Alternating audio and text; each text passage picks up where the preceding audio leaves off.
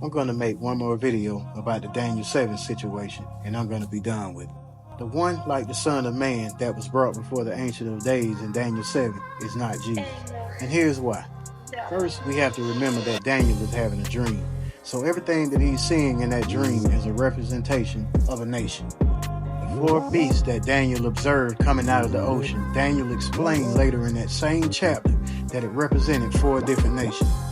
So, when it comes to the one like the Son of a Man who is brought before the Lord, Daniel tells you that it meant the sovereignty and authority to rule over the nations were given to the Sanhedrin. It has absolutely nothing to do with being given authority to forgive sin. It is talking directly about dominion over other lands. But before the Jewish people can rule again, they will suffer the oppression of those four nations. And these are the very same nations in Daniel 2 where he talks about the statue made of gold, silver, bronze, and iron when prophesying that dream for Nebuchadnezzar.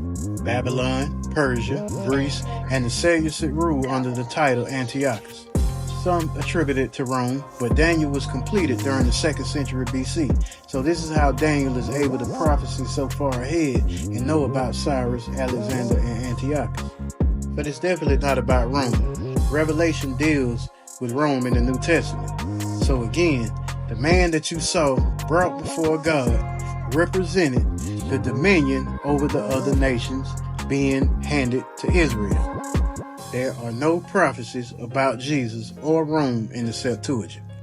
So again, Romans are not written in prophecy until the New Testament, because the point is to write about the destruction of the nations who are currently oppressing the author. Sadly though, none of these prophecies ever came to pass, because Israel is still in exile and still awaiting a liberator directly from the line of David. Christians just lost hope in a physical Messiah and used Jesus as a spiritual one. They even went so far to fabricate his genealogy. I mean, they literally wrote up a genealogy from Joseph's line, but he's not supposed to have a human father. The problem was that no one was going to accept this human sacrifice story unless they could take the actual prophecies in Isaiah and Daniel out of context, then use the Levite sacrifice system metaphorically, and boom, the four gospels.